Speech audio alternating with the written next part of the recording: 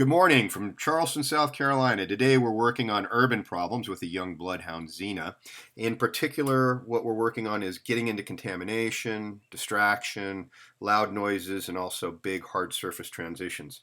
One of the biggest mistakes I see most handlers make is not being patient enough with the dog when it's clear and obvious that they're working odor and working through problems. Everybody's so interested in getting to the ending and getting that happy ending that they just don't allow the dog the time to process things. And Xena is very, very clear in odor in this trail, and she's also very, very clear when she's trying to solve an issue or a problem. And the handler does a great job of allowing Xena all the time in the world to process just about everything without getting involved, without guiding, without pushing and pulling. This is a really, really great trail, not only with ground odor on hard surfaces, but also with some really, really great proximity alerts and air scent problems that the dog has to solve at the end. Enjoy.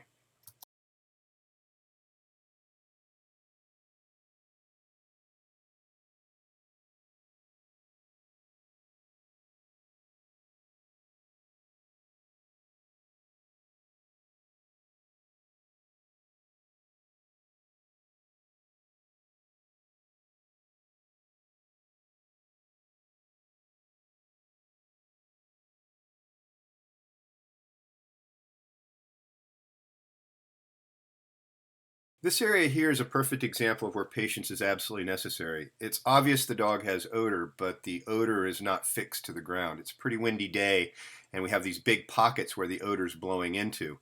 Um, the transition from the trail went from soft surface to hard surface in this back parking lot area. Wind is going from right to left and blowing into this pocket where all these leaves are. The dog has to investigate it. There's no clear path a lot of times in situations like this, and the direction of travel is a little bit difficult for the dog to get into. You can see where she gets the odor. Watch right here. Really, really good odor. She has it nicely, and now she starts solving the direction of travel. But it took a couple minutes. Could be one of those areas where a handler really pushes and pulls and tries to get the dog going in one particular direction when it's important that they solve the knot of the problem that they were just in. It's okay, baby.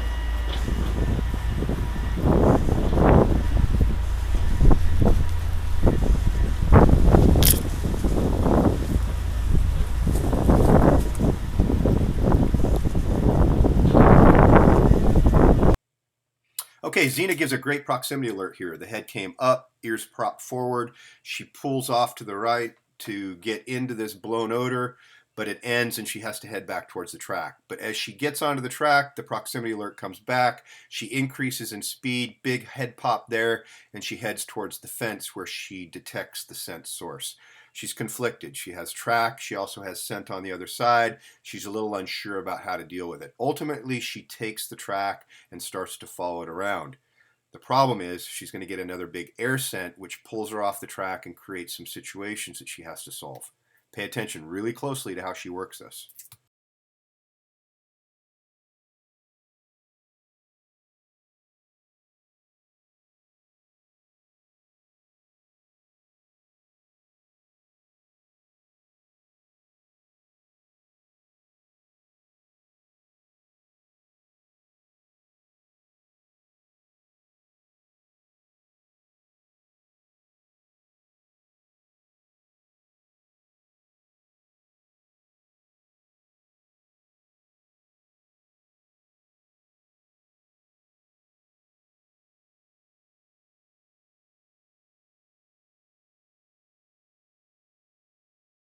Okay, now this is the exact track that goes up and around this fence, but the problem is there's a lot of wind-blown human odor because I'm the trail layer. I'm not sitting too far away from that fence, And all my windblown odor is going back in the direction that she's going right now. This is the direction it's blowing, and it's going to start pooling and collecting up against these brushes and this little brick wall right here.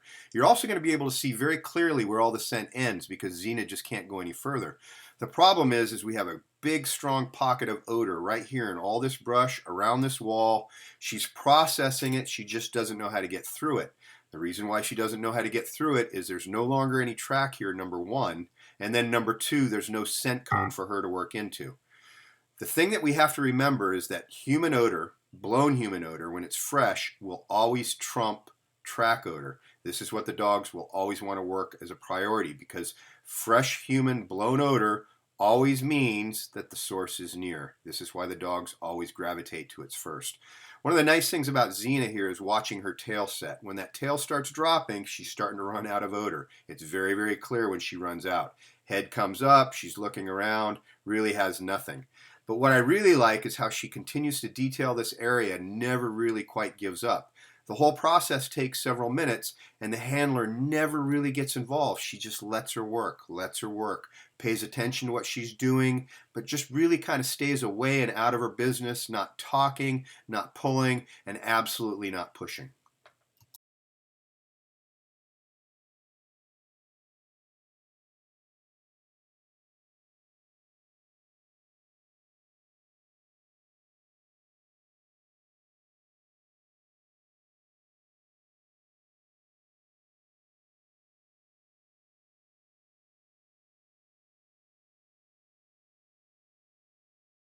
Okay, she gets another quick fresh proximity alert and starts working into it right here. But the problem is this brick wall just shut it off because now the wind goes around the wall, not through it. So she starts working back into the pool scent.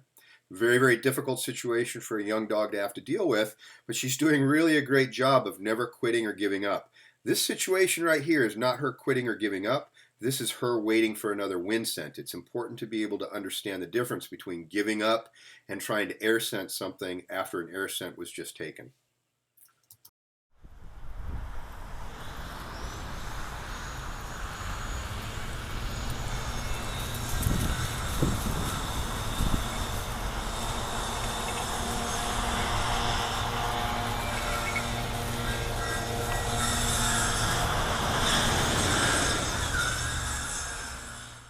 One of the key things to think about here is the dog is not leaving this location.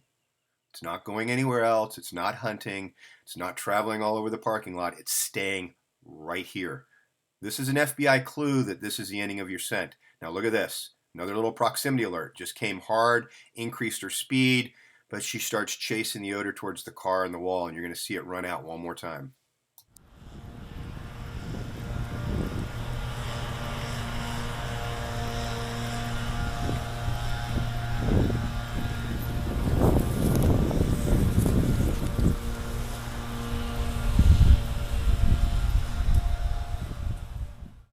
And here's the defining moment. She just solved the problem. Another air scent brought her right back to the track. She picks up some really, really good fresh odor, great proximity alert, and it pulls her around the corner of the fence and back onto me.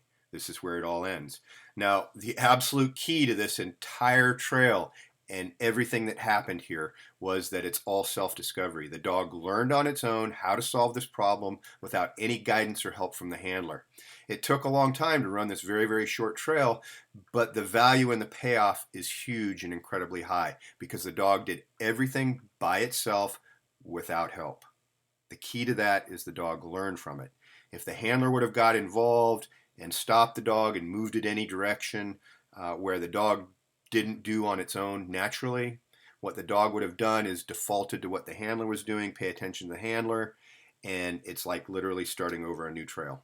The dog wouldn't have learned on its own. This process, on the other hand, from beginning to the end, is the dog making the decision without the handler's involvement. That's the key to learning. That's the key to urban work. Patience is a virtue.